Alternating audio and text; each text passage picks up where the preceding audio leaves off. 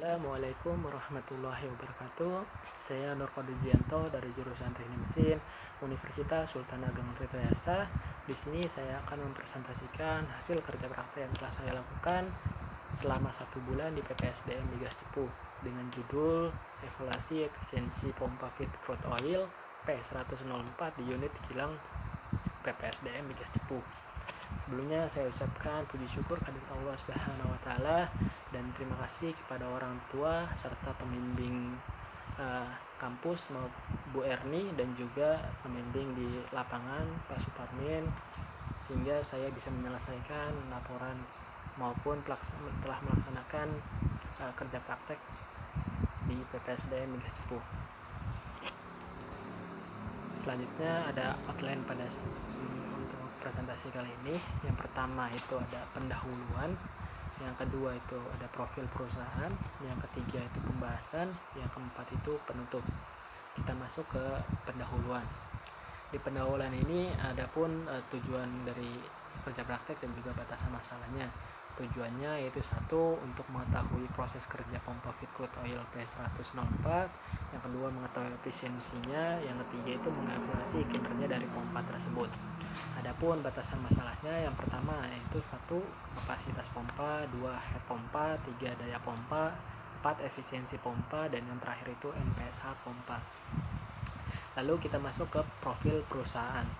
Profil perusahaan dari PPSDM Migas Cepu, untuk sejarah singkatnya, lapangan minyak di daerah di Indonesia sebenarnya sudah banyak, dan salah satunya itu dari daerah Cepu yang pada tahun 1886 pertama kali ditemukan oleh insinyur Belanda bernama Adrian Stop di perbatasan antara Jawa Tengah dan Jawa Timur.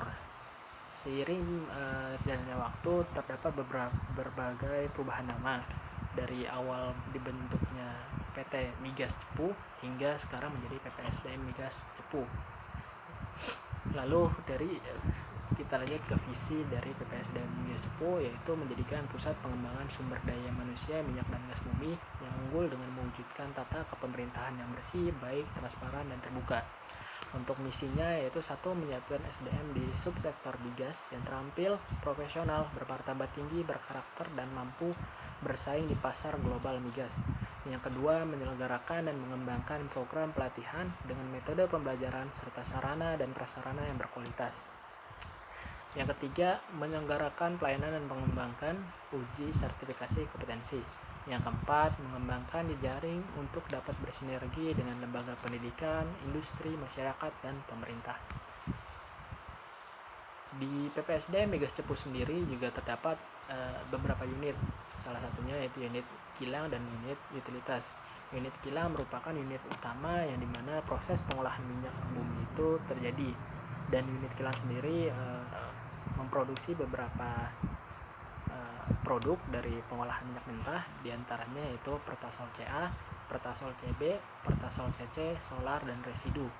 Untuk residu sendiri dijadikan sebagai bahan bakar utama di PPSDM Migas Cepu, walaupun masih kadang memakai solar maupun beberapa bahan bakar lainnya. Lalu unit utilitas. Di unit utilitas sendiri ini merupakan unit penunjang di PPSDM Migas Cepu. Di antaranya ada boiler yang digunakan untuk mengubah air menjadi uap, lalu ada water treatment di sini yang digunakan untuk pengolahan air yang nantinya akan dipakai oleh pekerja yang ada di PPSDM Migas Cepu. Yang ketiga itu ada power plant. Power plant sendiri itu digunakan untuk menangani tenaga listrik atau listrik yang ada di PPSDM Migas Cepu, sehingga tidak berpatok kepada PLN, sehingga menjadi sumber daya sendiri. Selanjutnya kita masuk ke pembahasan. Di pembahasan ini kita akan membahas tentang evaluasi efisiensi pompa feed crude oil P104. Sebelumnya kita bahas dulu tentang spesifikasi pompanya. Untuk spesifikasinya ada 3, yaitu pertama data spesifikasi pompanya, yang kedua data spesifikasi motor penggeraknya, yang ketiga yaitu data fluidanya. Untuk data spesifikasi pompanya, nomor pompanya P104, manufakturnya untuk ketiga spesifikasi sama, Allweller AG Pump. Untuk modelnya pun berbeda, CNH untuk pompa dan untuk penggeraknya reducible. Lalu untuk kapasitas pompanya itu 25 meter kubik per hour per jam, differential headnya 130 meter, untuk kecepatannya 2900 rpm, NPSHR-nya 2,4 meter. Dan untuk data penggeraknya arusnya sebesar 380 volt. Ini 380 angka minimal, bisa di atas 380, 400, 420 dan sebagainya. Dayanya itu 16 horsepower, arusnya itu 12 ampere, frekuensinya 50 Hz, 3 pasa motornya, dan efisiensi motornya 81%. Tinggi suctionnya itu 1,2 meter dan tinggi discharge-nya 2,6 meter. Untuk data fluida sendiri, flow rate-nya atau debit airnya 330,973 liter per hari. Nanti bakal kita ubah menjadi liter per detik. Dan untuk berat jenisnya sendiri atau densitasnya 835,6 dengan temperatur 31,4 derajat, dan viscositas absolutnya 6,62 centipoise, diubah ke poise dan juga diubah jadi kilogram per second. Selanjutnya kita akan masuk ke pembahasan. Yang pertama, sebelum kita menghitung efisiensi, kita akan memerlukan mencari perhitungan dari total head pompa dulu, lalu selanjutnya menghitung daya pompanya, dan baru kita bisa menghitung efisiensi pompanya. Untuk total head pompa sendiri, kita perlu mencari nilai dari head suction dan juga head discharge. Untuk head suction sendiri bisa dihitung dengan menggunakan rumus PA tekanan 10.330 kg atau 1 atm dibagi dari berat jenisnya 835 yang tadi, ditambah atau dikurang tinggi suctionnya 1,2 meter, dikurang head loss-nya 0,11. Head loss bisa dicari di perhitungan dari perpipaan. Head loss tersendiri itu adalah kerugian pada tekanan headnya. Dan kecepatan suctionnya yaitu 0,211, kita kuadratin menjadi 0,044, dan 2 kali gravitasi 19,262, dan dapatkan nilai head suctionnya 11,053. Untuk perhitungan head discharge-nya tidak berbeda jauh dengan nilai cara perhitungan head suction, sama, dan yang membedakan di sini adalah nilai-nilainya, tetapi dari perhitungannya masih sama, dan hasil yang didapatkan yaitu nilai head discharge-nya 247,521 meter. Lalu kita masuk ke total head pompa. Nah, setelah kita sudah mendapatkan nilai dari head discharge maupun head suction, selanjutnya kita bisa menghitung nilai dari head pompanya, yaitu head discharge 247 dikurang head suctionnya 11, ditambah kecepatan discharge-nya 0,22 dikurangi kecepatan suctionnya 0,044 dibagi 2 kali gravitasi, didapatkan hasil head total pompanya yaitu 236,652 meter. Nah, nilai yang didapat itu tadi adalah 236,652 meter. Nah, nilai head discharge-nya lebih besar dari nilai head suction dikarenakan oleh panjang pipa serta besarnya tekanan pada pipa suction maupun discharge, sesuai dengan kondisi di lapangan, di mana hal ini dipengaruhi oleh panjang total dari masing-masing pipa. Jadi semakin panjang sistem perpipaan yang digunakan untuk mengalirkan fluida, maka akan semakin besar pula tekanan yang dibutuhkan untuk mengalirkannya. Selanjutnya kita akan masuk ke perhitungan daya pompa.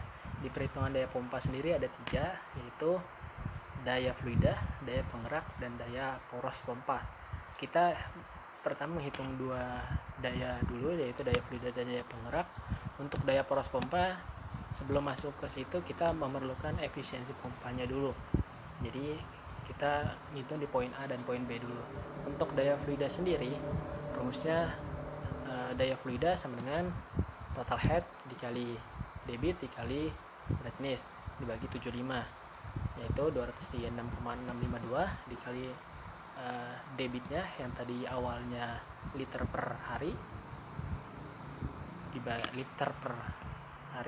diubah ke liter per second, jadi lalu dikali berat jenisnya 835,6 dibagi 75 dan didapatkan nilai dari daya fluidanya 10,098 horsepower. Lalu untuk daya penggeraknya, nilai daya penggeraknya sendiri kita bisa menghitung dengan arus dikali voltnya berapa, lalu dikali cos theta dikali akar 3 per 746 dikali efisiensi motor. Untuk data dari daya penggeraknya kita bisa dapatkan di data spesifikasi motor penggeraknya di slide yang awal pembahasan tadi, dan hasil dari daya penggerak yang didapatkan yaitu adalah 19,25 horsepower atau 14,35 kW. Nah, selanjutnya kita masuk dulu ke efisiensinya. Untuk menghitung efisiensinya kita bisa menggunakan rumus dari nilai dari daya fluida dibagi daya penggerak 14,35 dikali efisiensi motor 0,81 dikali efisiensi transmisi dikali 100%, maka didapatkan efisiensinya 71,89%. Nah, baru kita bisa menghitung di daya porosnya, maka didapatkan nilai daya porosnya yaitu nilai daya fluida 7,52 kW dibagi efisiensinya yaitu 0,7189 diubah, lalu didapatkan hasil daya porosnya 10,46 kW atau 14,02 horsepower. Selanjutnya kita akan mencari menghitung NPSH-nya. Untuk NPSH-nya sendiri kita bisa memakai rumus yaitu tekanan PA-nya yaitu 10.332,3 tekanan udara luar, lalu PV-nya tekanan PV-nya yaitu 7.030,68 dibagi berat jenisnya 835 ditambah tekanan tinggi suction-nya 1,2 dikurangi head loss pipa suction-nya 0,11 dikurangi kecepatan dari suction-nya dikuadratkan 0,044 dibagi 19,62, maka didapatkan nilai dari NPSH-nya yaitu 5,017. Nah, itu tadi merupakan pembahasan perhitungan dari evaluasi efisiensi kinerja dari pompa feed crude oil P104 di unit kilang PPSDM Gasepuh. Lalu kita masuk ke bagian terakhir yaitu penutup. Di penutup ini yaitu ada kesimpulan dari hasil kerja praktek yang telah dilakukan. Adapun kesimpulannya, yang pertama itu ada rekapitulasi hasil perhitungan unjuk kerja pompa feed crude oil. Hal ini disesuaikan dengan spesifikasi data yang di awal pembahasan tadi di bab poin 3 pembahasan, yaitu kapasitas desainnya 25 meter kubik per jam. Untuk aktual yang dapat dari perhitungan tadi 13,79 meter kubik per jam. Untuk total headnya 130 meter dan aktual yang perhitungan tadi kita dapatkan yaitu 128,77 meter. Untuk efisiensinya kita dapatkan 71,89% dan daya pompanya untuk desain 16 horsepower, untuk aktual 14,02 horsepower, dan untuk NPSH-nya untuk desainnya kita didapatkan 2,4 meter dan aktualnya 5,02 meter. Nah, berdasarkan hasil evaluasi yang didapat, kapasitas yang dipakai tadi lebih kecil daripada kapasitas desain pompa. dikarenakan untuk konsumsi pompa per hari menyesuaikan permintaan dari konsumen. Jadi tidak tentu untuk konsumsi kapasitas dari desainnya. Bisa jadi untuk per hari itu tidak menyampai 300.000 liter per hari, ya bisa jadi malah 300.000 atau 290-an atau 80 ribuan.